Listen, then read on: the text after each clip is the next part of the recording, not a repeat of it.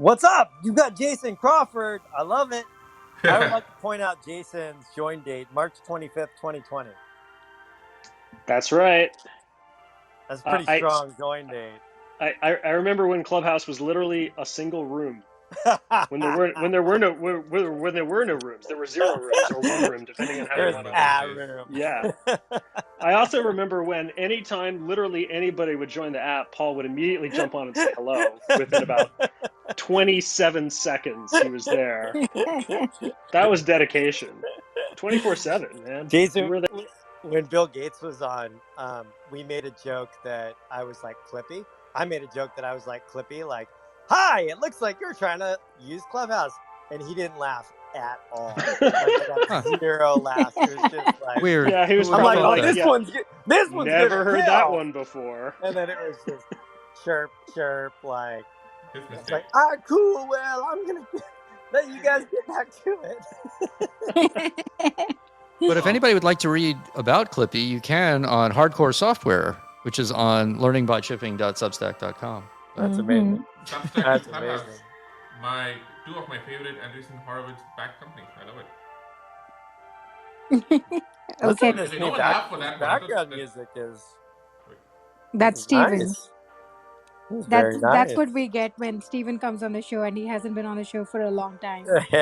Which in the green room, Sriram referred to as pretentious. So, All right. On that note, should we get going? Yeah, let's get going. All right. Wait. I need to do this.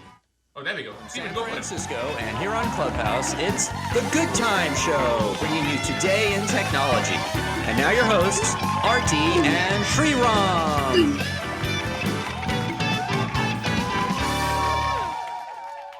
Woohoo! Hey folks, welcome to tonight's episode of The Good Time Show. We took a break for a few days. It's good to be back, and I think the next few days is going to be really packed. We have a bunch of awesome shows lined up next week, and today is no exception. If you're joining us for the first time, welcome. This is a show Sriram and I co-host, and we do this a couple times a week, every week. And we usually host conversations on topics in tech, startups, current culture, music, TV shows, whatever just catches our fancy.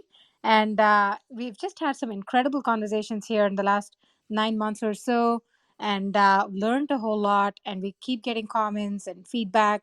Please keep sending it to us over back channel, over any other forms that you can find us. And we just have so much fun doing this show. All thanks to all of you here listening.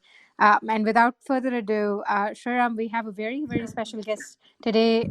Can you introduce? Oh my gosh. Okay. So I'm really excited about this for 2 reasons. One is this is a topic which is near and dear to my heart, and I think a lot of other people in our audience's hearts. It's something we tweet about and talk about quite often.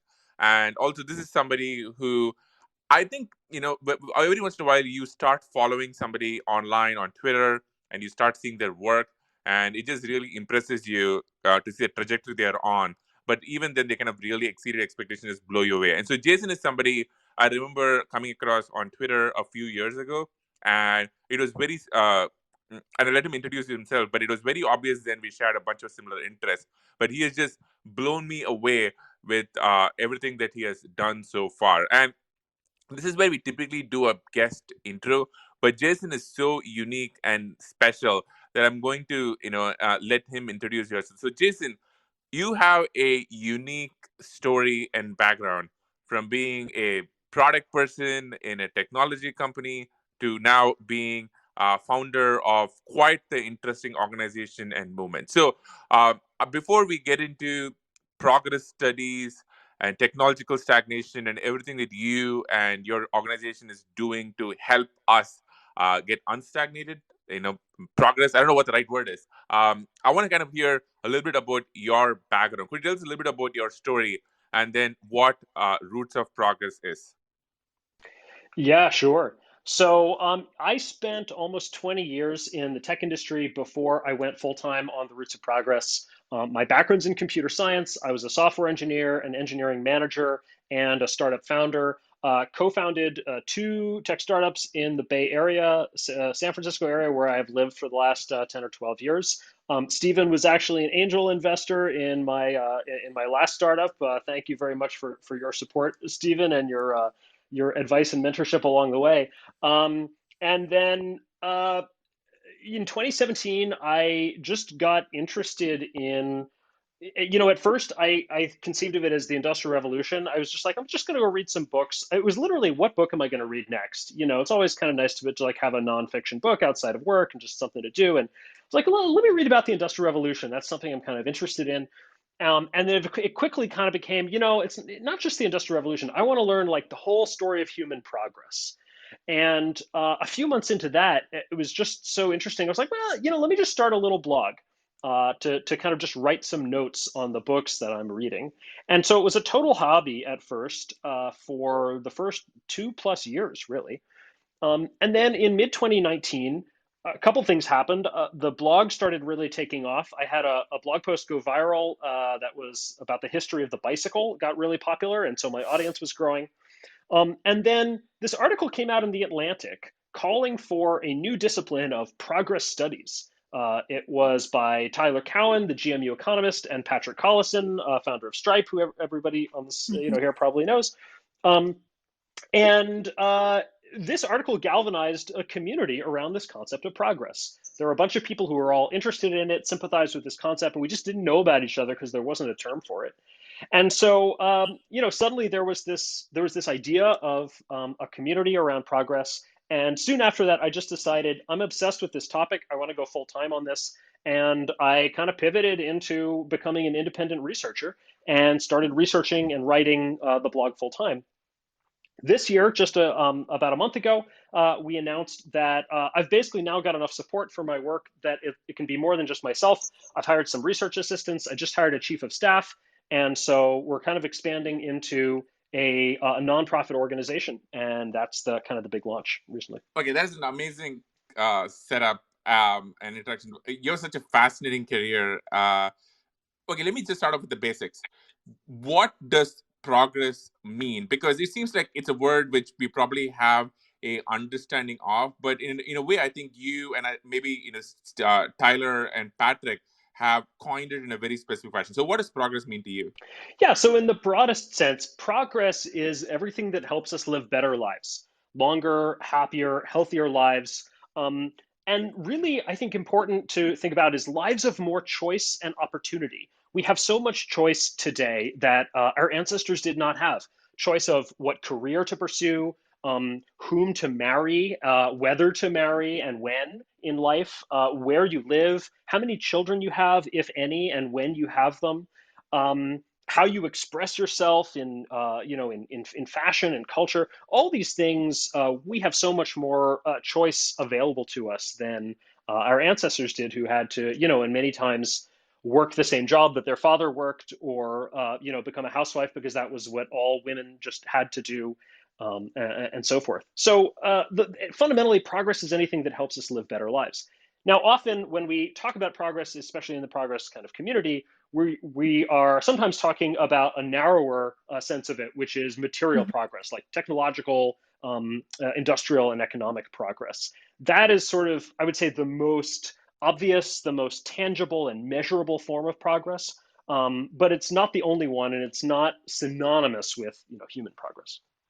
So I guess one obvious question, and I remember this was one of the critiques when Tyler and Patrick's article for The Atlantic came out, was why does this need a new discipline, so to speak, right? Isn't this already covered by economics and history and a lot of the various hallways in academia right now? So why do we need something new?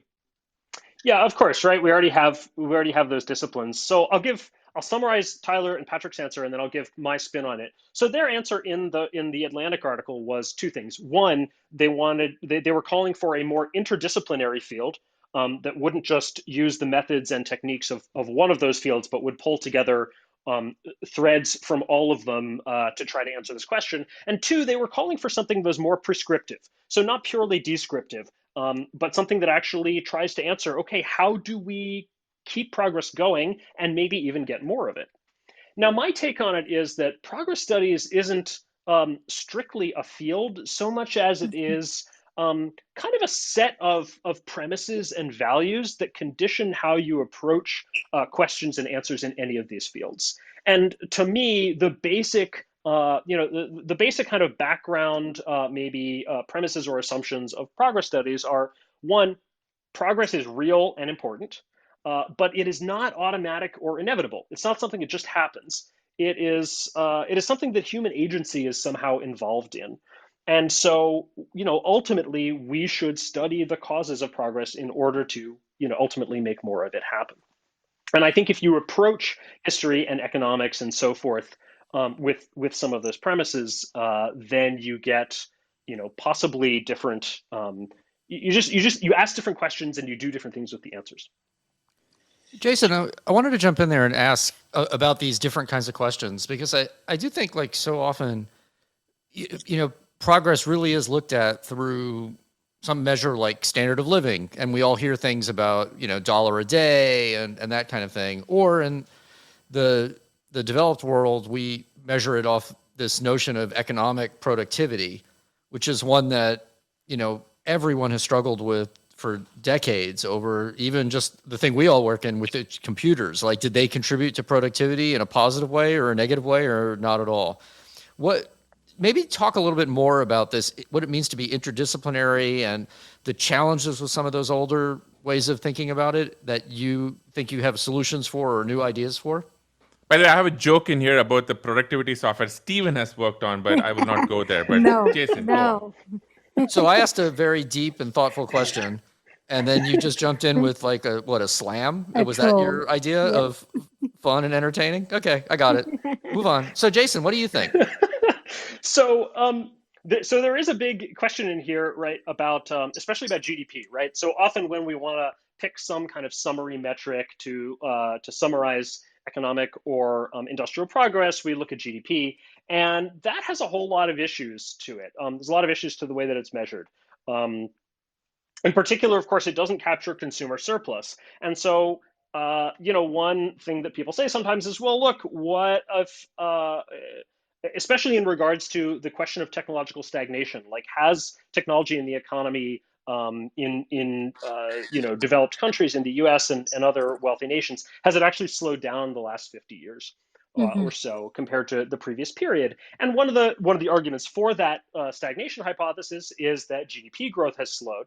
And so one of the counter arguments is, well, but look, there's Google generates like an enormous amount of consumer surplus by providing a free service, among many other services, right? There's lots of internet services provide a lot of for free, and people get a lot of value out of it. They don't have to pay anything for it. So there's like a huge amount of value getting created here. So Robert Gordon, in his book, The Rise and Fall of American Growth, which is one of the best kind of summary of the research that around this stagnation hypothesis, he kind of points out, well, yes, that's true. But it's also the case that GDP in the past included a lot of uncaptured consumer surplus, right? So like when penicillin was invented, the cost of penicillin tablets is added to GDP, but the value of the lives saved is not added to GDP. So an enormous amount of consumer surplus there. So like, to make this GDP argument, you would have to basically argue that consumer surplus is actually increasing over time, right? That the GDP is like systematically, increasingly mismeasuring the value created over time. And I have not seen a lot of strong attempt to like seriously make that argument. So Got it. Okay. so I think, okay, so two questions. One is one of the people who is, okay, Bill Gates is, well, obviously one doesn't have a sense of humor, as evidence, as we've spoken about earlier. But I think, if you look at like some of Bill's writings over the last couple of years, he would argue that we are actually doing a lot better as a civilization than we were 30, 40 years ago. I think Bill would typically point to, just kind of the progress of living conditions in lots of, historically, Vaccines. Yeah. historically third world countries. So I'm kind of curious about, let's just start there, right? How would you think about the idea that for large parts of the world, the quality of life is dramatically better than it was 30, 40 years ago? And how does that juxtapose against the theme of us being somewhat stagnant as a society? Yeah, sure. So, I mean, the progress of nations like especially India and China over the last 30, 40 years has been amazing. And I don't think anybody disputes that. When people talk about this technological stagnation hypothesis, it's really a hypothesis about what's happening at the frontier.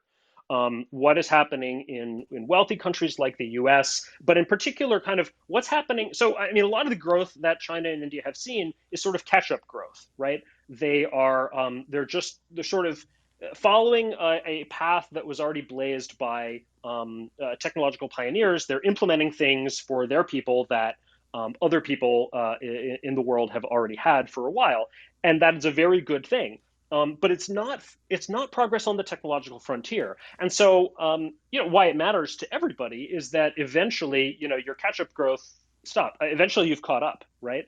And then where does anybody go? Right? Where does the world get its growth from if we aren't having new breakthroughs on the technological frontier? Got it. I guess, one follow-up question there is, why does it have to be technological? Like, why do you have to measure progress purely through technological kind of progress as such? And two, you're saying it's slowing down, or, if you're saying, we have to do a specific set of things, and we're going to talk about what those are to speed up, progress as such. How would you measure if you're actually making progress or if the rate is increasing? What metrics would you use there? Yeah, sure. So you ask why technological progress? Well, again, technological progress is not the only form of progress. It's not the only one we should care about. But it's a really important one. And I think that all forms of progress are ultimately intertwined and interdependent. But I mean, why does technological progress matter? I mean, well, if we're going to cure cancer, it's going to be through technology. If we're going to, if we're going to have cheap, abundant, reliable, clean energy, it's going to be through new technology, right? Or maybe old technology that we deploy, but it's going to be through some sort of technology. I mean, all of the sort of goals that we want to achieve for people's material well-being are going to depend on either inventing or more widely deploying some sort of technology. And remember that people's spiritual and intellectual goals, their mental life is intimately caught up in their physical well-being, right? So, I mean, if you're slaving away at a manual job because you're a subsistence farmer, you don't have a lot of time for the finer things in life, right? If you can't afford a phone or a computer that can do video calls, then maybe you can't keep in touch with distant relatives, as well as you would like, or maybe you can't access the wonderful stores of art and music and culture and philosophy that are all online if you have the technology to access those things. Right. So technology can actually help our spiritual and intellectual life as well. Yeah. So one of the things I love about I think the other question we had asked was metrics. Yeah, I think he was that sounds like such an Aarthi question. Well, all that is fine, but show me the metrics. Show me the dashboard here. I mean, so there's a bunch of Facebook and Clubhouse people going like, yeah, that was Aarthi right there. Oh, no. So metrics are a really tough one. So again, like the metric. Aarthi does not like that answer, Jason. Trust me, that God. does not fly. Stop it! Stop roasting me here. Sorry, Jason. The metric that everybody ends up falling back on tends to be GDP, and you always get this discussion that's sort of like, yeah, GDP doesn't really, exactly capture what we want, and then everybody always says, but it's the best thing we have, so I'm going to go with it anyway. I don't yet really know what a much better metric is. I mean, so there are, so one other interesting metric that people use is called TFP, which is total factor productivity, and this is basically, if you look at GDP growth, and then you say, okay, where can GDP growth come from? Well, it can come from more labor or more or like better labor, like more educated labor. It can come from more capital investment. And what else can it come from? Well, if it's not coming from one of those two things, then it must be coming from some sort of technological advance, some improvement in kind of fundamental productivity. And so TFP is this residual where when you take GDP growth and you subtract out the contribution of labor and capital, what do you get? And so TFP growth TFP is one of the metrics that Robert Gordon used in his book to make an argument that technological progress had slowed down because it was much higher in the sort of early and mid decades of the 20th century. So, I want to get later in this show about some of the political, cultural arguments here, but I just want to kind of touch on one theme. So, one of the arguments I think about GDP would be, well, there's been raising, discussions and, conversations about, for example, the role of wealth inequality. And one could argue that even though GDP has been growing, there is a set of people online who would say, well, that doesn't capture the quality of life for a large section of people. And in fact, their quality of life will be getting worse in ways we can't measure. I don't actually agree with that statement. I think some people would argue with you on that. Yeah, sure. I mean, so the other reason that people, like I said, everybody kind of falls back on using GDP anyway. Well, I mean, the other reason for it and why it's there's some rationale to it is that GDP actually correlates pretty well with a lot of the things that you care about, right? So GDP correlates pretty well with life expectancy and infant mortality and level of education and like a lot of other things that you might pick as sort of some indicator of human well-being. That turns out when you get wealthier, you can buy more of the things that that you want. Okay, so I want to kind of take a slightly different direction because I think one of the things I love about Jason, and if you folks who haven't seen it, go do check out his site, Roots of Progress, because one of the things I love about what you do is you actually go and ask the question, how did something that we take for granted come to be? And I think Jason mentioned this earlier. One of the pieces which I think really, got him on my radar was your history of the bicycle. But I think one of the things you do really well is try and tie together how technology and technological advancement has changed the way we live. So one of the things when we're talking about the show, you were discussing how the role of domestic life has been transformed by some of the objects that we might take for granted. Curious, can I get your take on that? Yeah, sure. So this is something I've been researching recently is the transformation of domestic life, how we live at home. And if you look at what homes were like 100, 200 years ago, early 1800s, first off, homes were small. A poor peasant farmer might live in like literally a one-room home. Or maybe a family would have, 2, 3, or 4 rooms, but the family would be large. Remember, people easily had like 6 kids or something. So you've got, maybe an 8 or more person family, plus maybe they took on a boarder or a tenant, and they're all living in, 3 or 4 rooms. So nobody really gets any privacy. There is everything is pretty dirty because there is no indoor plumbing. So you don't have any water coming into the home, through pipes on tap, nor do you have any drains to easily get rid of the water. So if you want water for anything, you have to go get it from outside the home in a well or a stream or a pump if you live in a city, and literally haul it into the home in buckets. And so because of this, by the way, there is no bathroom. Wow. Let me repeat that. There is no bathroom. Wait, okay. So what do people do? Where do you do your business? You do it outside, right? You go outside and there's a pit or a trench or a latrine, an outhouse, something like that, right? But there's no point in doing it inside because there's no plumbing to flush your stuff away, right? Mm-hmm. Heat. So we have never discussed this topic on the show before. This is quite the first.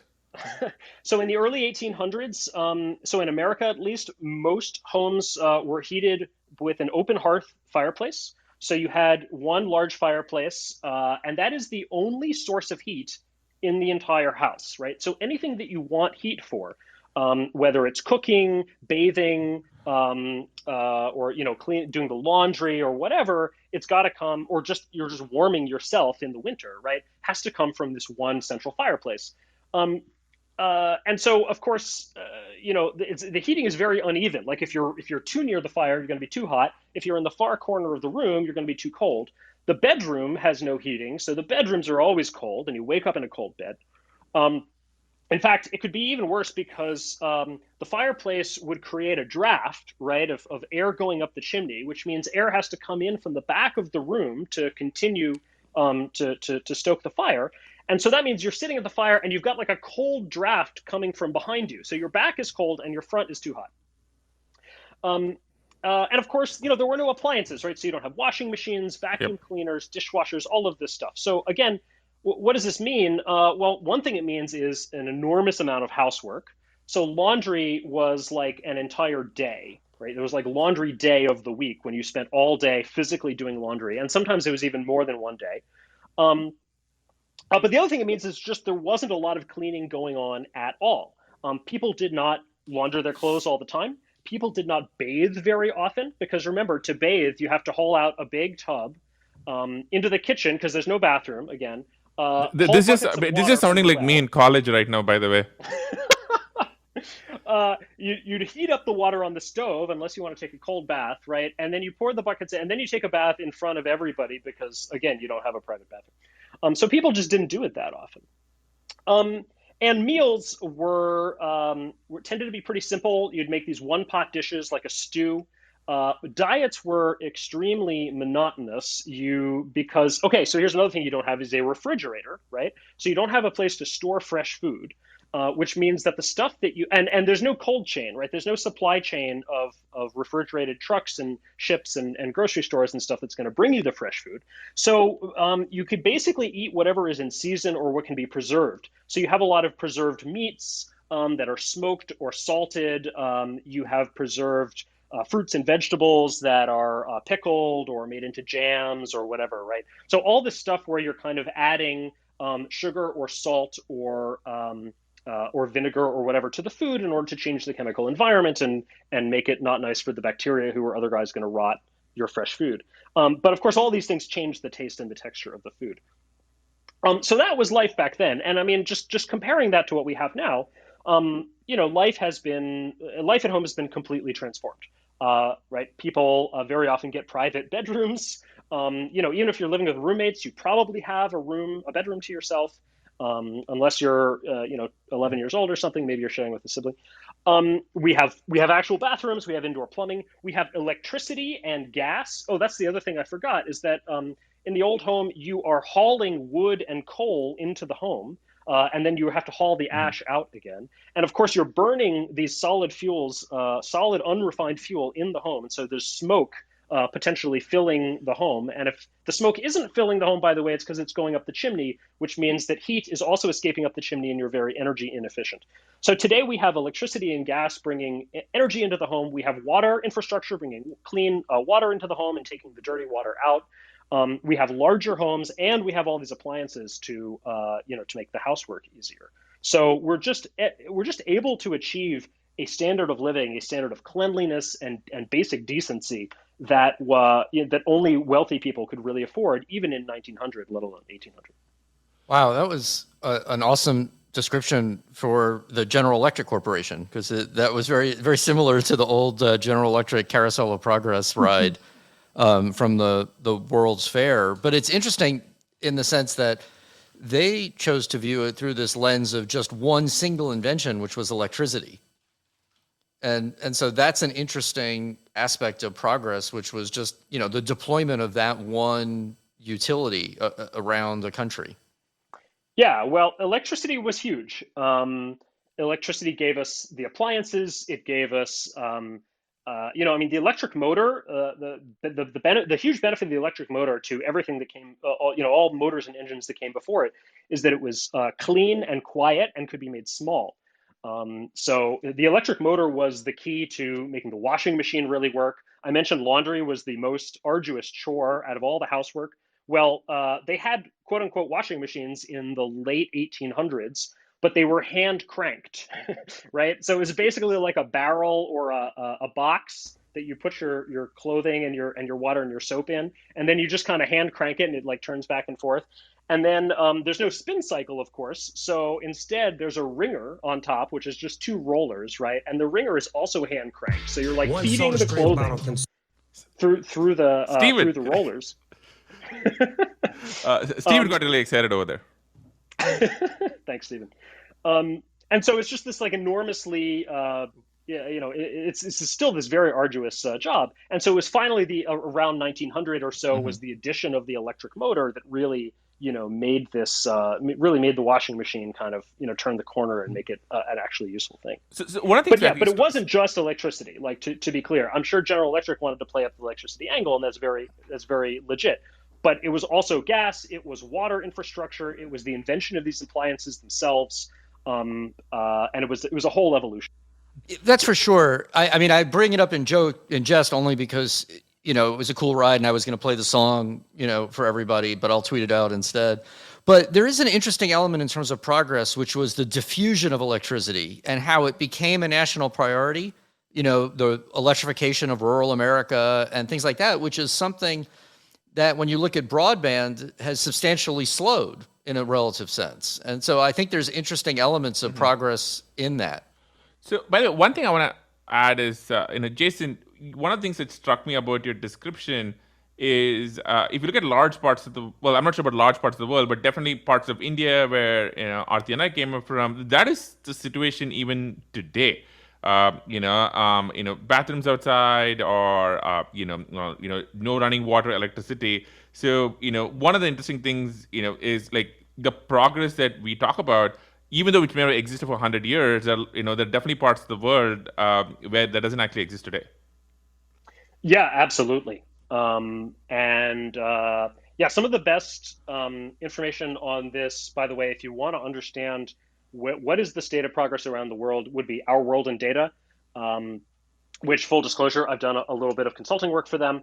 But they have this chart that I think is really illuminating on one of their, I think it's on their entry about indoor air pollution. And they have this chart that just showing the different types of fuels, kind of the fuel ladder, where like if you're extremely poor, you don't even have coal. You're burning like, wood that you can find, and you're burning literally like dung and straw and weeds and just like literally whatever kind of material you can find.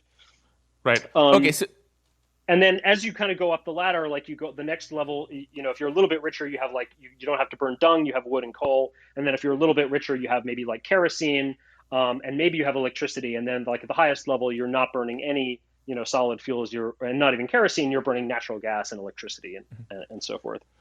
So one of the things I want to get to, Jason, is it strikes me like in some ways a lot of what you're pushing for should be non-controversial in a way. But for example, let's talk about nuclear. I would say you and a lot of folks who probably agree with you, are big believers in nuclear energy. I am a big believer in nuclear energy, but I'm not sure there's universal consensus on that being one of the best ways to address our energy issue. But I'm curious to get your take. So let's just zoom in on nuclear energy for just 1 second, as one of the ways we address the energy needs of our civilization. What is the current state in 2021? And why do people oppose it? Yeah, sure.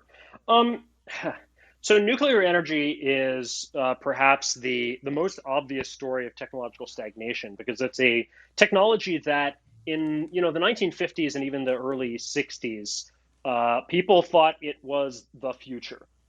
People thought that by today, nuclear would be providing something like 100% of our electricity. And in fact, if you look at the growth rates of nuclear power from the 60s and maybe into the early 70s, and if you just continue those growth rates out, it would be providing about 100% of global electricity today. And instead, it is actually, it sort of leveled off, and today it's providing about 10%. So where did that come from? This is a complicated story. I'll give you my nutshell version of it. Nuclear was born in wartime, and it made its introduction to the world as a horrifically destructive weapon. I mean, the most destructive weapon anybody had ever seen. So right away, it was kind of it was like emotionally linked with death and destruction. And very understandably, it began under the tight and exclusive control of the United States military bureaucracy. Those two facts might have doomed nuclear from the start. What happened was, as the U.S. military opened up, as the U.S. government opened up nuclear for civilian uses for power generation, it kind of ran smack into the anti-war movement, which didn't like anything associated with nuclear because they didn't want nuclear bombs and nuclear tests, and the environmentalist movement, which was really growing and gaining steam and energy, emotional energy at that point. And so what happened was there was a rapidly escalating and highly turbulent regulatory environment for nuclear starting the late 60s and into the 70s, and the costs just skyrocketed. If you look at a plot of, and so I have an essay about this on my website where you can see some charts. It's called something like "Why Has Nuclear Power Been a Flop?" and it's a review of a book by a similar title. And so you can see the charts, and you see the cost per watt of capacity of plants based on what time they were, or what year they were started. And in the mid 70s, it's just like an explosion. The costs are just going up by multiples, and very quickly nuclear just got too expensive for anybody to actually invest in. And I believe after about 1974, there were no new nuclear plants ordered in the U.S. for decades. Note that's before 3 Mile Island, that's before Chernobyl, all of those things, right? Those things just kind of made it worse. And so, I can go into more detail about kind of like why did it get more expensive, but I mean. So I like this theme because I think I like debating nuclear energy with a lot of my friends, especially friends who are very classic, like progressive and on the left, because there are two themes here. One is I think the role of regulation on progress in technology, and the second I would say is the role of, let's just call it, the cultural zeitgeist. So, for example, if you kind of take let's just take the last few years. We have Chernobyl on HBO, amazing show, really well done.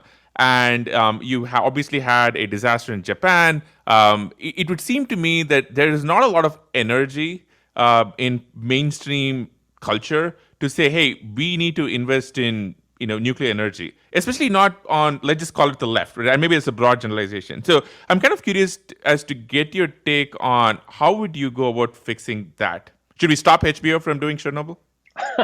Chernobyl's a funny kind of Rorschach test, right? Because the progressives look at Chernobyl and they're like, oh, what a great story about how bad nuclear energy is. And the libertarians look at it and they're like, oh, what a great story about how bad communism is. So I think how you look at that one depends on your priors. But look, nuclear's in a bad place. The regulations are fairly deeply entrenched.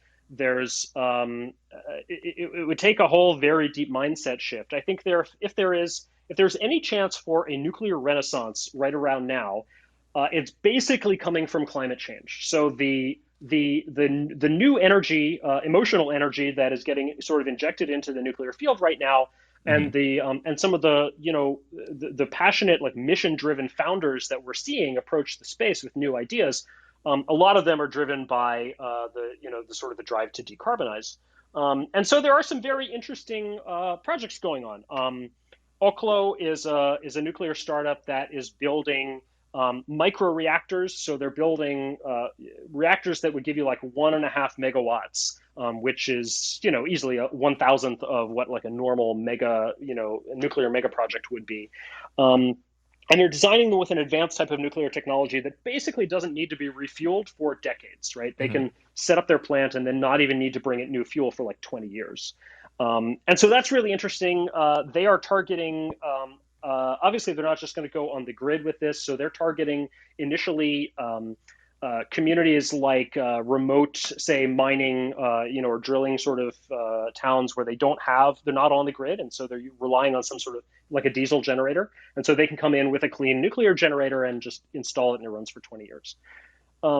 There's a company called Last Energy, which is looking to build new plants. I believe they're looking primarily outside the US. So some companies have decided to basically just ditch the US and the US's regulatory regime and find another country that is going to have a more sensible approach. Thorcon is another example of this. So they're building a molten salt, thorium-fueled molten salt reactor in Indonesia. And so they're working on some sort of deal with the Indonesian government. So I think that's where we might see it from.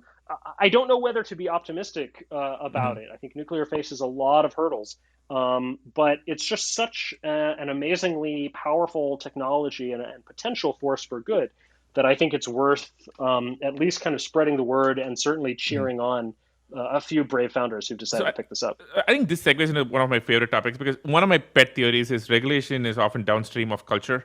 I think we can both agree on like there is no popular mainstream show, comic, movie which talks about the upside of nuclear energy. Maybe solar, maybe something else, but not a bunch of reactors. Which leads me to something else, which is um, I believe that over the last, say, 40, 50 years, we have gone from science fiction being positive, utopian, to being somewhat dystopian. Like, I grew up in the age of Trek, and the next generation, the much better Trek, sorry, Stephen. But over the last 20 years, if you look at like a popular sci-fi, popular mainstream depictions of science fiction, there has been a dystopian shift. So, one, I'm curious, do you agree with that? I'm curious to get your thoughts on that. And second, if you do agree with that, how do you change it? Yeah, sure. So first off, the idea that politics is downstream of culture, I generally agree with. And the specific point about sci-fi also seems to be true, and is certainly, that's what I hear from people who have read much more broadly than I have in terms of sci-fi across a very long period of time. Perhaps the best person actually to read on this is J. Storrs Hall, who wrote a very interesting book called "Where Is My Flying Car," which I also reviewed on my website. He has read an enormous amount of sci-fi and can sort of point to this decline in optimism. He can point to essentially, like, based on sci-fi that was written in any given decade, like what did people think what the future looked like, and he can sort of chronicle that whole shift. How do you change it? Well, it's not easy. It happens very slowly. In my opinion, the place to start is with the history. And so this comes back to my mission and what I'm doing. I'm starting with the history because I think that is kind of the foundation of a proper understanding of progress, is to just look at what progress has happened, where did we come from, and how did we get here, and what are the themes that we can see playing out. So I think we need a new telling of the story of progress, and that's what I'm working on. I'm writing a book, by the way, tentatively titled "The Story of Industrial Civilization," that's going to tell exactly that. I think we start there because it is so easy to take the modern world for granted, and too many people do, right? They just enjoy all of the comforts of the modern world, those refrigerators and toilets and vacuum cleaners and washing machines, right, and everything that and electricity and everything we talked about. And they just sort of, it doesn't occur to them that our ancestors just a few generations ago didn't have these comforts, and that somebody worked really hard to bring this stuff to us, right? And maybe we should look around at the industrial world with a bit of gratitude and a bit of awe and think about how we can pay it forward. Well, by the way, I ask a bunch of these things, which I think Jason knows, a lot of folks know. I don't actually agree with, but I think there are others online who would ask these. So one argument one pushback you might get is, like, we have a lot of problems to solve around the world. For example, one of the things which comes up whenever, say, we talk about going to Mars, which I'm a huge fan of, obviously, personally, is you will probably get an op-ed piece saying, well, we should probably fix, issues here on this planet. And one argument I could make to the study of progress is we actually have, decent standards of living in the United States. There are large parts of people here who don't have access to that. Why don't we fix that instead of inventing new washing machines? Yeah. I just don't think that's the way it works. Like, I don't think those things are mutually exclusive. I don't really think one takes away from the other. And, like, really importantly, if you just look at the history of progress, so much stuff today, okay, first off, stuff today that we consider absolute basic necessities were once considered luxuries. I mean, electric lighting in the home or electricity at all was once a luxury that only, it was a toy that the rich were playing with. Automobiles were once a luxury that the rich were playing with, right? And so these things that we just consider basic necessities of living today, refrigerators in the home, were once a luxury for the rich. And so if we said we can't, things always start out, new technology almost always, very often starts out as a luxury for the rich, even a toy, and evolves into a basic necessity for all of mankind. So if we said, hey, no more building toys, like, okay, so just to back up a little bit, I think when we think about policies like this, one thing to ask is, if you had applied this policy consistently in the past, where would we be today? And what effect would it have had on progress, right? And if you said no toys for the rich, no luxuries, we're just gonna focus on everybody having everything, then I think you would cut off an enormous amount of progress that eventually did become these basic necessities for everybody that have made all our lives better.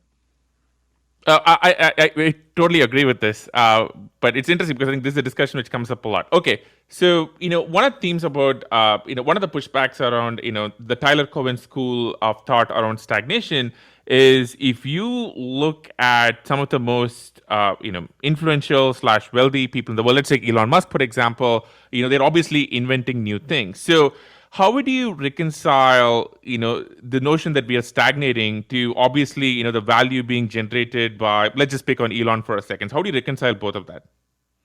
Yeah, so I was actually skeptical about this stagnation idea when I first heard it, and I was skeptical for a long time. And eventually I came around just because I started studying broadly.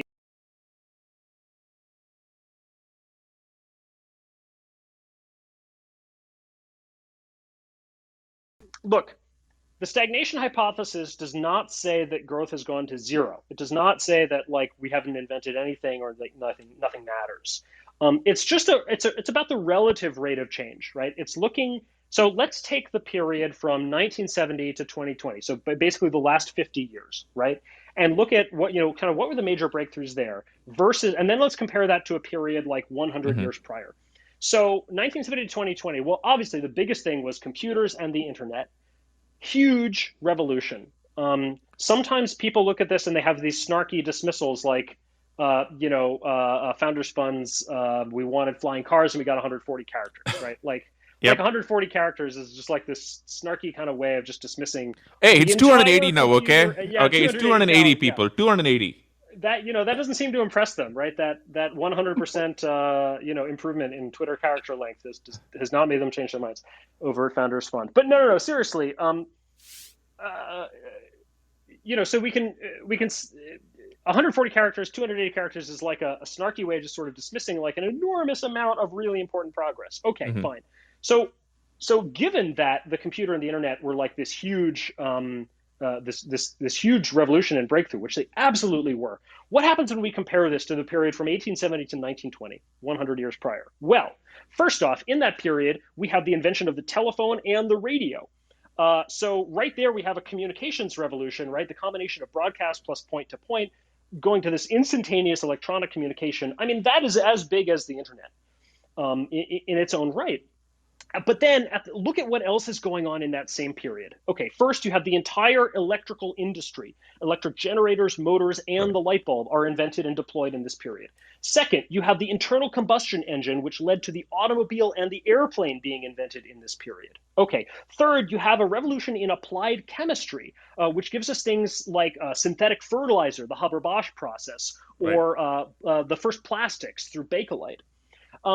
And then just to top it all, I feel like I've forgotten one, but just to top it all off, there's at least one more, which is the germ theory is developed in this period and starts getting deployed in useful inventions and practices like water sanitation, food handling practices, pasteurization of milk, and some of the first vaccines in almost 100 years. So you have basically like 5 major revolutions all going on at once in that 50-year period.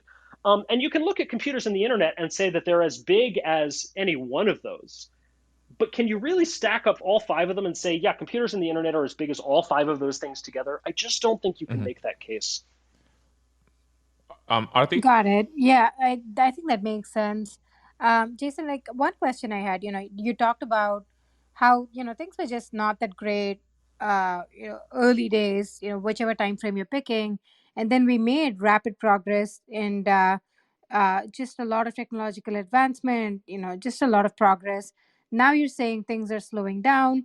It's a whole field, progress studies. It's just fascinating for me. What now? Like, what do we do now? If things are slowing down, how do we get back to faster pace? What do you think is going to fix it? What happens now? Yeah, sure. So I have 3 main hypotheses as to why progress might be slowing down, and that sort of leads to maybe my 3 prescriptions.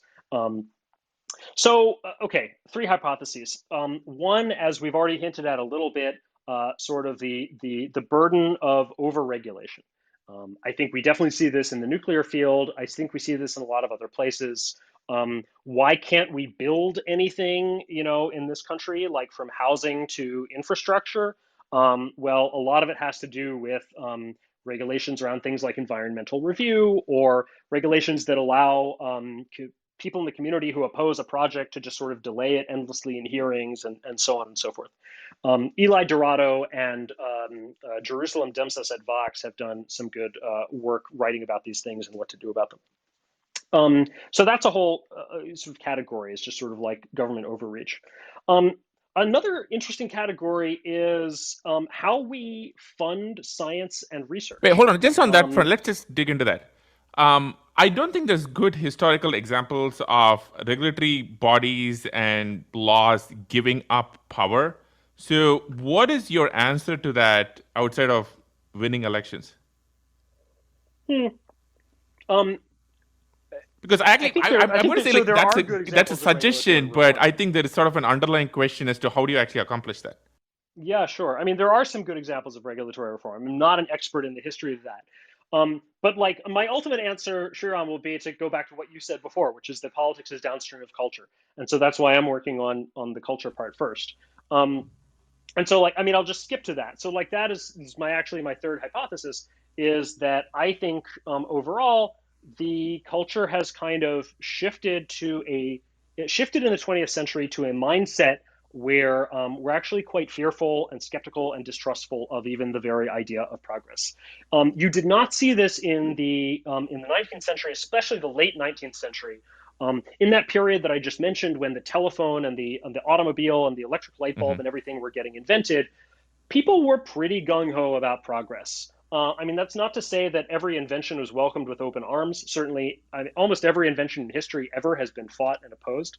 But just in terms of the general, hey, what are we doing, here on this earth? And what are science and technology kind of doing for us, the human race? People were overall pretty positive. They saw things changing for the better. They saw their own lives getting better. They saw their children being better off than they were, and themselves being better off than their parents, and so forth. And then something happened in the 20th century. And my hypothesis is that it was really around the world wars. The world wars were the turning point. They were kind of a major shock to the system that made everybody question the world order and question all of the premises. But the timeline doesn't line up, because I would argue some of the best advances in the 20th century, the internet, I would say modern telecom systems, television, all happened in sort of the boomer era, like 20 years after the world wars. Sure. But this is exactly the period when that one sort of main area of technology, right, computers and the internet and information technology broadly, is sort of like the one thing that we have left after energy technology had stagnated. Transportation technology was starting to kind of plateau after the jet era. Manufacturing technology was sort of starting to plateau after we kind of, made a bunch of big factories and mechanized everything, et cetera, right? But just think about... but there's like a big... the information era, everything which is actually letting us use this, actually talk to each other right now, that's like a big thing which happened 30, 40 years after the war. So I hear you. I'm not sure it actually lines up with a lot of the technology that impacts our lives right now. Yeah, well... Okay, but let's just kind of go with that, right? Let's just say, it changed after the world wars. I guess the question now is, okay, we spoke about the regulatory issues. We spoke about, I think you identified things in the past.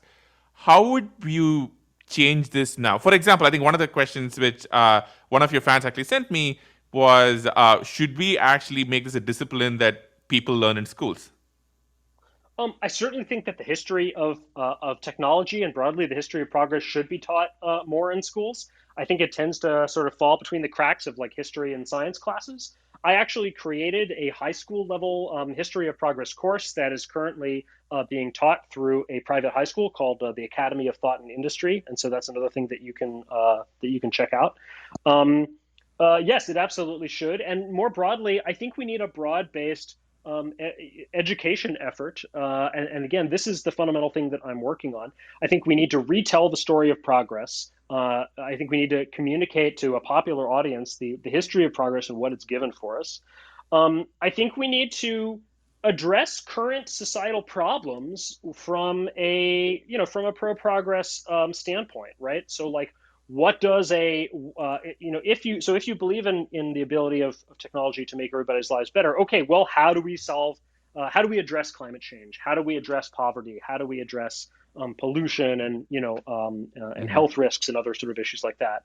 And finally, I think we need really a positive vision of the future. We need people talking about where could we be in a few decades from now if we really kind of get in gear and get back to those sort of high growth rates of technological progress. I think that a lot of people today, when they start thinking about the future, they're thinking about a fairly humble future. They're thinking about a future where a lot of their vision for the future is kind of the negation of negatives. It is things like stop climate change, cure disease, end poverty. Those are all fine goals. They're good goals, sure. So we should do those things. But we should add to those some positive goals, right? Something that makes all of us even better off than anybody is today, right? We should not be just trying to cure disease. We should be curing aging itself. We should be achieving longevity and immortality. We should be colonizing other planets and moons and eventually the galaxy, right? We should be inventing nanotechnology and fusion technology and like all these things that we don't have today. We should make everybody better off than anybody is today. And so that kind of ambitious future is something that I think that we need to paint a vision of. One of the reasons we actually have this show, and one of the reasons we do everything we do, both I think Aarthi and me personally, in some cases like the place I work for, is we really believe in we have a positive attitude towards technology, and we really believe technology is the answer to a lot of the challenges facing us. But I think my challenge to you is I think a lot of what you're saying, I get it, but I suspect a lot of folks who you're trying to reach can't visualize that future. And as much as it's interesting kind of understand the history of progress, I think the challenge is, I think a lot of people are going to ask, okay, so what if we colonize other planets? So what if, we get nanotechnology? And I think there is a failure of visualization and imagination, as opposed to say, when you had like Star Trek in the 60s and you could see technology, you're like, well, it's really, really cool to actually get that and you can actually visualize it. So do you agree, disagree? I'm kind of like challenging a little bit here. Yeah. Wait, Jason, let me sort of ask it in a slightly different way and see, just to be provocative a little bit, because I think one of the things that's really changed is rooted in the question that Sriram asked, is just this notion that progress is becoming increasingly divergent, whether you're rich or poor. And so the question is that really true? And is this inequality of distribution of progress as stark as people think in terms of its changing? And how do you take your hypothesis and address that as well? Or is that a byproduct of rapid progress? So first off, global inequality has been shrinking, even if that's not happened at a local level within the U.S., right? As we've had, all the catch-up growth that we talked about. I think that I'm not an expert in what's been going on in the U.S. in the last sort of 50 years, right? There's a lot of talk about the divergence of wages and productivity, and is all the growth getting captured by through cronyism or through some sort of elite class? I don't have the answers to that. It's quite possible. I do think that fundamentally, very high growth rates, if we go back to them, do tend to help everybody. And I do think that the broad history of progress, if you just look back at the last, again, I'm not an expert on the last 50 years, but if you look back on the last 250 years, has definitely made everybody better off, and I think in many ways has actually closed the gap. Going back to that, an example we were talking about in detail towards the beginning is, what is life like at home? And it used to be that if you were poor, you were sort of dirty and hungry and had a hard time even maintaining your house in good order. And if you were rich, well, you could hire servants to do those things. And a really interesting thing happened in the middle of the 20th century. So one, the poorer people got all electricity and they got appliances and so forth and were able to actually keep their homes in good shape. The other interesting thing that happened was those people who used to be servants for the rich, they could go off and get better jobs. And they started leaving the servant jobs, and it got really hard for the wealthy people to hire servants anymore. If you've ever heard the classic phrase, it's so hard to hire good help these days. Well, that actually came from, there was this period of time where the wealthy people were just having a hard time hiring servants, and they had to let them go. And ultimately, the wealthy people ended up maintaining their homes in a way that looked, not unlike the way that the poor people were doing. Wait, but I don't think there's, I think the immediate argument you're going to get on this topic, which I think a lot of others have addressed, including, Mark, who I think may or may not be listening in, is the large sets of people today who have been automated out of a job. And I think there's an implicit belief in what you're saying, which is, hey, you need to believe that the person, whose job has been replaced by a machine or with some piece of code will actually get to a better existence over a piece of time. But I think it's going to be really hard for a bunch of people to believe that, when, their jobs don't exist anymore. So how do you think about that?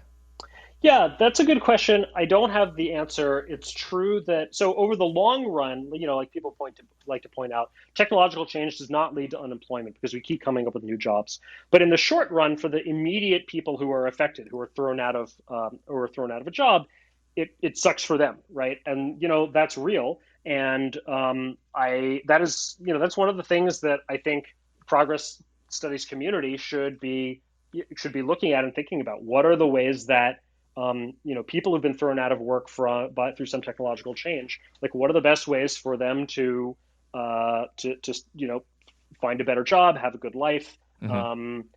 I think that we should be looking for ways to, improve job mobility and reskilling or whatever is needed through technology. And I think that probably a lot could be done there. But I mean, I don't have the whole answer for you off the top of my head. In some ways, I think it's sort of the fundamental tension between, some form of Ludditism, and I don't mean that in some sort of derogatory way, and the idea of progress, which is you need that belief. But I believe it's kind of central challenges. Okay. I think, I want to ask one more question, then I think we're almost running out of time. So there are a lot of people listening to this right now who have, really, I would say significant resources. So if you are somebody, or an institution who has resources, what do you do? For example, do you donate a large sum of money to progress studies? Like, what do you think is the right allocation of capital to help your cause? Yeah, absolutely. Well, I'm fundraising right now for the Roots of Progress. So yes, absolutely. We could use donations. I think that overall, I think the sort of progress studies is underfunded. It's pretty new. There aren't a lot of full-time people working on it. I think we need a whole lot of books to be written. Like I said, I'm writing a book right now, The Story of Industrial Civilization. But we need dozens and dozens of books on a wide variety of topics that we've just touched on several of them tonight. We need more books about the history of progress. We need books about addressing those problems, like the technology and job loss that we just discussed. We need books painting that vision to the future, which, as you pointed out, is not easy to do. And we need people, going out and spreading these ideas through every format and medium on channel, in traditional media and social media, in audio and video, podcasts and YouTube and everything. And so we need all of those things to happen, and ultimately that's going to take people and it's going to take funding. I can't agree more. Send money Jason's way. I think this is worth it. Okay, Jason, one last rapid fire question, then we'll let you go. What is one technological invention that doesn't exist today that if you can convince the audience here, hey, this is make your lives better in 100 years, what would that be? The one thing I want out of the biotech revolution is some kind of bacteria that can colonize my mouth so I never have to brush my teeth again or floss. I like that. Look, that is a fantastic answer right there. So, it's a little tongue in cheek, so to speak, but I see what you did there. Nicely done. Nicely done. Hey, I'm the one who does the jokes here, Jason. I'm the one who does the jokes here. Nicely done, though. Much respect. See, Jason's jokes are actually good. That's a difference. Yeah, they're actually jokes, not just words. Well, on that note, hey, first of all, I just want to say, thank you to everybody in the audience listening in, but I especially want to say thank you to Jason. If it wasn't clear, we are all huge fans of him. I've known Jason for a long time, and I believe that inspiring people around building things again and building technology is one of the most important things that we can all do. We try and do a little part here and having conversation builders, but I absolutely love what Jason's doing. Go check out his work. Go send some money his way. I'm a huge fan. And Jason, thank you so much for coming on the show and being such a good sport. With a bunch of my annoying questions, but this was awesome. Thanks. It was great being here. And yeah, you can find me at rootsofprogress.org or find me on Twitter. I'm Jason Crawford. There we go. All right. So we have a tradition on this show, which is we try and play a piece of music that fits the guest or the theme of the show. And I was thinking about when was the last time I saw some piece of sci-fi that paints an optimistic view of the future. And I couldn't think of one directly, but then I remembered Interstellar. And one of the things I love about Interstellar is, though it actually paints a dystopian view of the future, you actually use technology and engineering. And there's this amazing scene where Matthew McConaughey argues with his kids' teachers that they need to let her learn math and engineering. So in that spirit, to play us out, here's a theme from Interstellar. Good night, everybody. Thank you, Jason. Thanks you all. Again. Great.